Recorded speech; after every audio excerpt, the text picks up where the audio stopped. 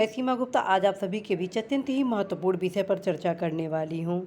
और आज का विषय है कि समीक्षा अधिकारी, सहायक समीक्षा अधिकारी मुख्य परीक्षा में आप सभी द्वारा जो निबंध से संबंधित तैयारी की जा रही है, तो क्या आप सभी 9 टॉपिक पर तैयारी करें या प्रत्येक भाग के जो 3 टॉपिक दिए गए हैं उससे किसी एक टॉपिक को तैयार करें। तो साथियों, मेरे द्वारा आप सभी के उज्जवल भविष्य के लिए और सुनिश्चित सफलता की रणनीति क्रम में यही अवगत कराया जाएगा कि साथियों, हमेशा तैयारी सुरक्षा के दृष्टिगत करनी चाहिए, क्योंकि आप 21वीं सदी में एक प्रतिष्ठित सर्विस की तैयारी कर रहे हैं सुनिश्चित लक्ष्य में सफलता के लिए। तो साथियों, आप सभी को मैं यही कहूँगी कि यहाँ पर आप जो देख रहे हैं समीक्षा अधिकारी, सहायक समीक्षा अधिकारी मुख्य परीक्षा से संबंधित निबंध के सिलेबस, जिसमें प्रथम भाग में 3 निबंध से संबंधित टॉपिक दिया गया है, साहित्य एवं संस्कृति।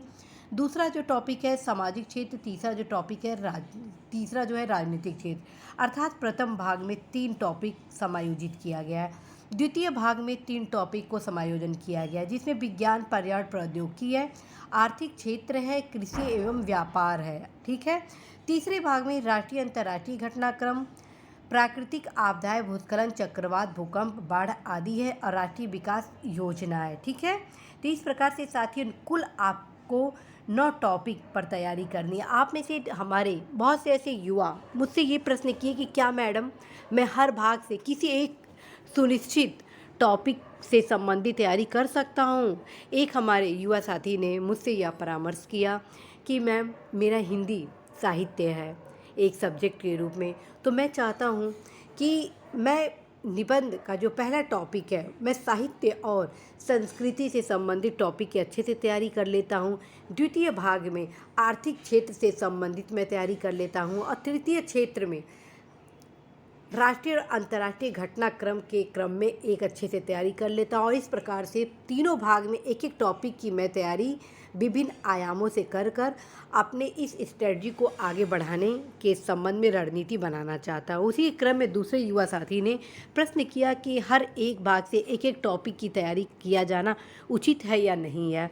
इस प्रकार से ढेरों सा प्रश्न लगभग पिछले माह से मेरे पास आ रहा था, और आज भी इस प्रकार के 1-2 युवा साथियों ने प्रश्न किया। मुझे लगा क्यों नहीं इस पर आप सभी को मार्गदर्शन देना चाहिए, जिसके क्रम में अब मैं आप सभी को कुछ महत्वपूर्ण सावधानियों के साथ मार्गदर्शन देने वाली हूँ। साथियों, आप सभी को अवगत कराना है कि आप यहाँ पर जो टॉपिक देख रहे हैं साहित्य और संस्कृति, दिखने में आपको बहुत ही ईजी लग रहा है, लेकिन कभी कभी आपके परीक्षा में इस टॉपिक से रिलेटेड कुछ ऐसे टॉपिक पूछ दिए जाएंगे निबंध के संबंध में कि आप उस समय एक बेहतर निबंध लिखने की स्थिति में नहीं होंगे। इसी प्रकार से यदि आप सामाजिक क्षेत्र में कितने भी आयामों से तैयारी क्यों न कर लें, कभी कभी प्रश्न इस प्रकार से विरोधाभास टाइप का निबंध का पूछ लिया जाता है, जिसके लिए हमारे पास पर्याप्त तथ्यात्मक जानकारी नहीं होती है, और जो सुझाव होते हैं वो विभिन्न विरोधाभासों के क्रम में होते हैं कि क्या सुझाव देना है, क्या सुझाव नहीं देना है। और चूँकि आप सभी का उद्देश्य होना चाहिए मैक्सिमम अंक प्राप्त करना। जी हाँ, मैं हमेशा आप सभी को सजेस्ट करूँगी एक प्रतियोगी युवा की भांति कि आपकी प्रथम प्राथमिकता होनी चाहिए कि आप मैक्सिमम अंक कैसे निबंध में प्राप्त करें। और उसके लिए आप सभी को मैं सजेस्ट हमेशा करती हूँ साथियों कि आप हमेशा सुरक्षा के दृष्टिगत ही तैयारी करें, क्योंकि अवसर बार बार नहीं आता है। अवसर बार बार नहीं आता है। ये जो गोल्डन अवसर आप सभी को मिला है, उसको गोल्डन अटेम्प्ट के रूप में आप इसको चेंज करें। उसी क्रम में साथियों, आप सभी को मैं एक शुभ चिंतक की भांति यही सलाह दूंगी कि आप 100% फ्रेंड्स 9 के 9 टॉपिक पे तैयारी करेंगे, बिल्कुल किसी भी प्रकार के परिश्रम में लापरवाही नहीं करेंगे। ये ध्यान रखिए फ्रेंड्स, यदि आप इस 9 टॉपिक को अच्छे से तैयार कर लेते हैं तो आपका जो कॉन्सेप्ट होगा वो काफ़ी ब्रॉड हो जाएगा। अब मैं हमेशा आप सभी को बताती हूँ, ये जो 9 टॉपिक है, जब भी आप 9 टॉपिक में से किसी भी टॉपिक पर लिखते हैं तो इस सारे आयाम को अपने निबंध में आप शामिल करते हैं। मैं हमेशा कहती हूँ कि यदि साहित्य के संबंध में भी आप निबंध लिख रहे हैं तो आप लिखेंगे सामाजिक, आर्थिक, राजनीतिक, सांस्कृतिक, भावनात्मक, सांस्कृतिक, धार्मिक, सारे परिक्षेत्र को जोड़ते हुए लिखेंगे। इस प्रकार से सामाजिक क्षेत्र में राष्ट्र निर्माण से संबंधित कोई टॉपिक आ जाता है, या साक्षरता से रिलेटेड आ जाता है, महिला सशक्तिकरण से संबंधित आ जाता है, बाल श्रम से संबंधित आ जाता है कोई भी, या कोविड काल में सामाजिक परिवर्तन के संबंध में कुछ निबंध के टॉपिक आ जाते हैं, तो भी आपको सारे आयाम उसमें शामिल करने होते हैं। जिसके कारण से साथियों, जब आप इस 9 टॉपिक को अच्छे से तैयार किए रहेंगे तो आपका जो कॉन्सेप्ट होगा, राइटिंग स्किल होगी, वो काफ़ी ब्रॉड होगी, और वो 100% साथियों आप बिलीव नहीं करेंगे, आपके ऐसे राइटिंग में वो झलकेगी ही झलकेगी, और उसका परिणाम होगा कि आप मैक्सिमम अंक प्राप्त करेंगे। कई बार ऐसे टॉपिक निबंध के साथियों पूछ दिए जाते हैं कि आप स्तब्ध रह जाएंगे कि इसमें क्या लिखना है, क्या नहीं लिखना है, ठीक है। और आप ये सोचेंगे कि इसमें क्या चुनौतियाँ लिखी, क्या समाधान लिखे, और इसके मुख्य भाग क्या हो। और मैं हमेशा कहती हूँ कि निबंध के एक महत्वपूर्ण भाग होते हैं, मुख्य भाग होते हैं। भारत सरकार, राज्य सरकार द्वारा जो योजनाएं होती हैं, किए गए कार्य होते हैं, उसको भी लिखना होता है। जो चुनौतियां होती हैं, समाधान होते हैं, उसको भी लिखना होता है। तत्क्रम में साथियों कहीं आपका एक निबंध कंप्लीट होता है, एक भी पार्ट आपका छूटा तो ये मान के चलिए उस पार्ट का नंबर आपका माइनस कर दिया जाएगा। ये एक साइंटिफिक तरीका है जो कोई आपको नहीं बताएगा। मैं हमेशा कहती हूँ, निबंध किसी भी प्रकार का पूछा जाए, जितना मैं आपको पार्ट बताई हूँ वो सब के सब आप अपने राइटिंग स्किल के क्रम में ऊपर नीचे सजाकर ज़रूर लिखेंगे, कोई भी भाग आप छोड़ेंगे नहीं। यदि आप वाकई जागरूक हैं इस परीक्षा के लिए, तो आप अवश्य ही सक्रियता के साथ, जागरूकता के साथ सारे टॉपिक की तैयारी करेंगे। कभी ये नहीं सोचेंगे कि मैं कोई एक सेपरेट टॉपिक की तैयारी करूँगा, ठीक है साथियों। मुझे पूरा भरोसा है कि आप सभी बहुत ही अच्छे से तैयारी करेंगे, और आप सभी को जो भी समस्याएं हों आप अवश्य अवगत कराएंगे। साथियों, मैं प्रयास कर रही हूँ कि इस 9 टॉपिक पर आप सभी के लिए मैं नोट्स कंप्लीट करवाऊँ, और इसी यूट्यूब चैनल पर आप सभी के बीच वितरित करूँ। साथ में आप सभी को यह भी अवगत कराना है साथियों, मेरे द्वारा कोई भी क्लासेस ऑफलाइन नहीं लिया जाता है, न ही किसी कोचिंग में पढ़ाई जाता है, न ही किसी को विशेष क्लासेस दिया जाता है।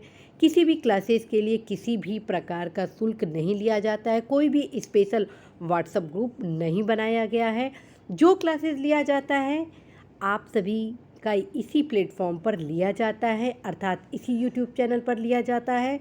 और आप सभी को यह भी अवगत कराना है साथियों कि जो निबंध से संबंधित व्हाट्सएप पर आप सभी से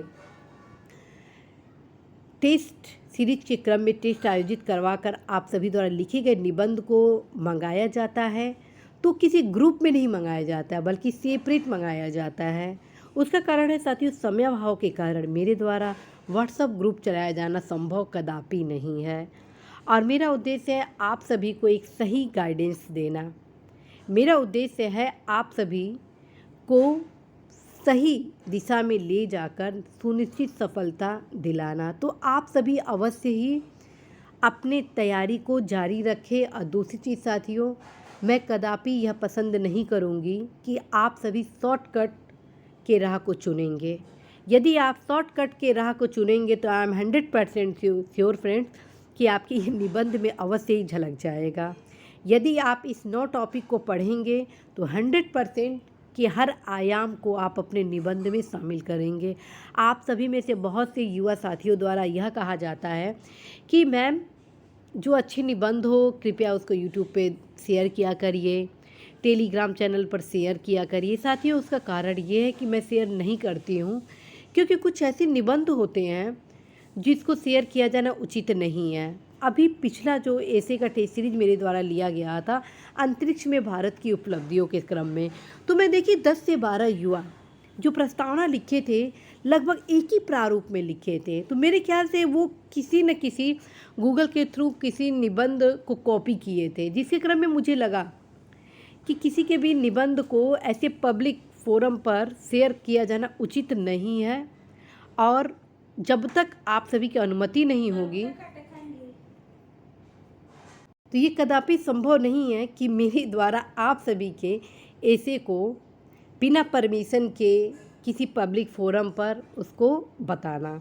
जब तक आप सभी द्वारा अपने निबंध के क्रम में कि हाँ मेरे निबंध को आप अपने यूट्यूब चैनल पर आम लोगों के लिए, युवा के हित के लिए दिखा सकती हैं बिना परमिशन के। मेरे द्वारा आप सभी के निबंध को लीक आउट कभी नहीं किया जाएगा, ठीक है।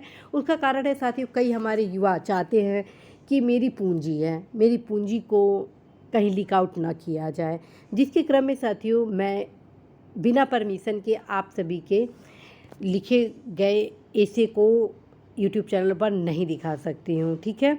यदि आप लोगों को लगता है कि हाँ मेरे निबंध को मैम यूट्यूब चैनल पर दिखा सकती हैं, तो आप सभी जब अपने ऐसे को प्रोवाइड कराते हैं व्हाट्सएप पर, तो आप लिख सकते हैं कि यदि मेरा निबंध बेहतर हो मैम, तो आप अवश्य ही यूट्यूब चैनल पर अपना दिखा सकती हैं, जिसके क्रम में मैं अवश्य ही प्रयास करूंगी कि जो बेहतर निबंध होगा उसको मैं यूट्यूब चैनल पर आप सभी के बीच लाऊं। तो दूसरी तरफ साथियों, आप सभी को अवगत मैं कराऊं कि आप सभी के बीच जो नोट्स प्रोवाइड कराया जाएगा वो इसी यूट्यूब चैनल के माध्यम से ही कराया जाएगा। पूरा प्रयास है आप सभी को इस बार टॉप 30 में लाना, क्योंकि मेरा उद्देश्य है न सिर्फ आप सभी को समीक्षा अधिकारी बनाना, बल्कि जब आप समीक्षा अधिकारी बन जाए तो आप सभी का जो प्रमोशन का चैनल है वो स्पेशल सेक्रेटरी तक भी अवश्य ही पहुँचे। तो साथियों, यदि आप कर्मठ हैं, यदि आप परिश्रम पर भरोसा करते हैं, यदि आप सतत परिश्रम पर विश्वास करते हैं, तो निश्चित रूप से साथियों आप लक्ष्य में सफल होंगे। और अवश्य ही सुनिश्चित सफलता के लिए इस 9 टॉपिक की ज़रूर तैयारी करिएगा। और इसी आशा के साथ साथियों आज मैं सीमा गुप्ता विदा लेती हूँ। नमस्कार।